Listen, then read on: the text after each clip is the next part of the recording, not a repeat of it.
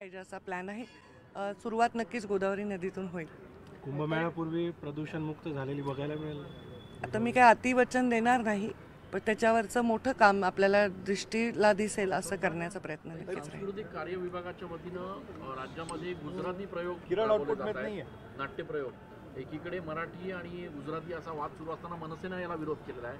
कसं बघताय आपण? सांस्कृतिक विभागाकडून अशा पद्धतीने राज्यात गुजराती नाट्यप्रयोग केले जात आहेत। मला याची कल्पना नाही की कोणता विभाग काय करतोय। मी याच्यावर काही टिप्पणी त्यामुळे करू शकणार नाही। आणि मुळामध्ये मी आता ईश्वराच्या दरबारात आहे आणि इथे कुठलाही भेद नाही आहे।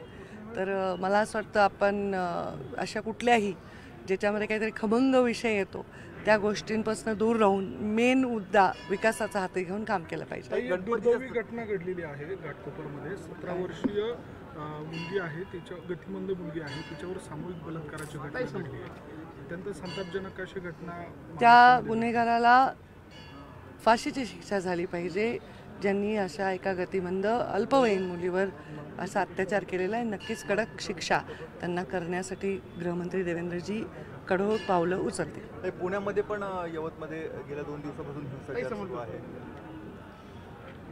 कशा दोन समाजामध्ये ते निर्माण झाली। पोलिसांकडून ईश्वरचरणी हीच प्रार्थना करते की समाजाच्यामध्ये ज्या तेढ निर्माण झाल्या आमच्यासारख्या माणसांकडूनच झालेल्या आहेत, तर तशा बुद्धींपासून समाजातले निष्पाप लोक दूर राहो आणि समाज एकोप्याने राहण्यासाठीचे प्रवृत्तींना जास्तीत जास्त बळ मिळावं।